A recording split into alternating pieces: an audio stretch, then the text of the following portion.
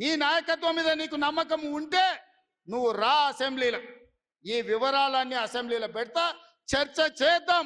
ఆయన కొడితేనంట బలంగా కొడతాడంట, సరిగ్గా నిలబడేది నేర్చుకోని ఆయన కట్టె లేకుండా. నీ పరిస్థితి ఎట్లుందో తెలంగాణ సమాజానికి తెలియదా? నువ్వు తూగుతున్నవా, సోగుతున్నవా, నువ్వు నిలబడగలిగే పరిస్థితిలో ఉన్నవా? ఆయన బలంగా కొడతాడంట, ఆయన లేచి వస్తాడంట. సోషల్ మీడియాలో నాకు ఆయనకు పోటీ పెడితేనంట ఆయనకు లైక్లు ఎక్కువ వచ్చినాయంట. టిక్ టాక్లో 10 ఏళ్ళు ముఖ్యమంత్రి చేసినోడు, కేంద్ర మంత్రి చేసినోడు ఇవాళ టిక్ టాక్లో కేసీఆర్కు రేవంత్ రెడ్డికి పోటీ పెడితే ఆయనకు లైక్లు ఎక్కువ వచ్చినాయంటే నాకు తక్కువ వచ్చినాయంటే ఇవాళ వాళ్ళ కార్యకర్తలతో మాట్లాడుతున్నాను. నేను అడగదలుచుకున్నా, ఆ మధ్యలో బాలీవుడ్లో కూడా సల్మాన్ ఖాన్కు రాఖీ సావంత్ కూడా టిక్ టాక్లో పెడితే రాఖీ సావంత్కి ఎక్కువ లైకులు వచ్చినాయి. అంత మాత్రాన ఆమె సల్మాన్ ఖాన్ కంటే గొప్ప నటుడు నటురాలు అనేవారని అనుకుంటారా?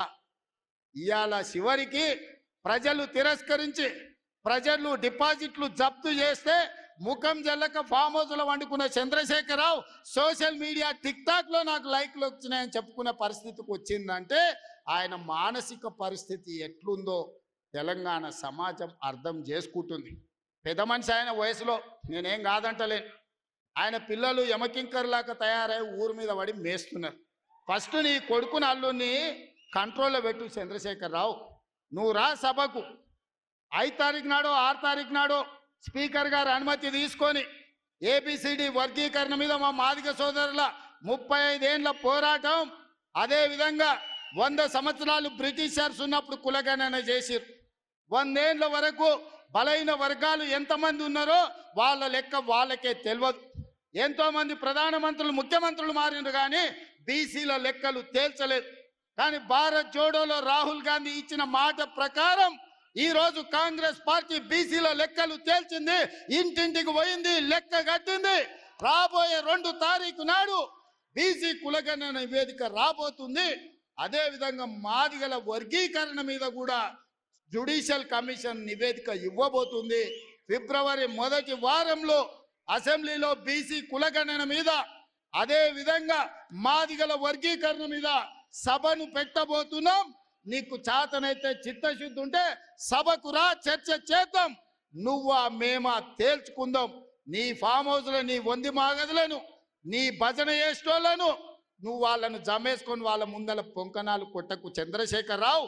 నువ్వు కాలం జల్లిపోయిన 1000 రూపాయల నోటువే.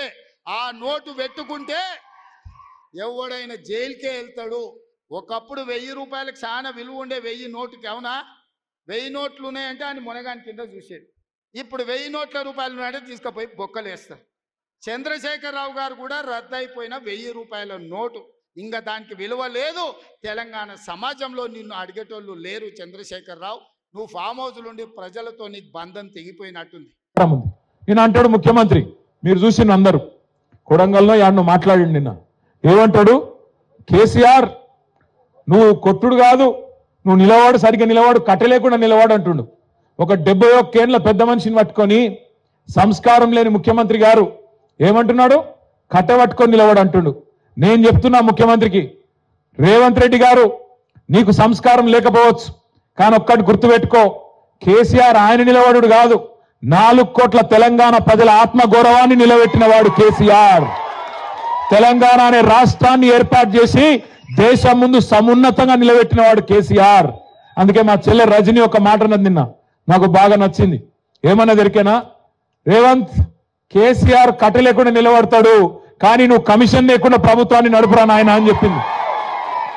కమిషన్ తీసుకోకుండా ప్రభుత్వాన్ని నడుపు దమ్ముంటే ఆయన కట్ట లేకుండా కాదు మంచిగా నిలబడతాడు.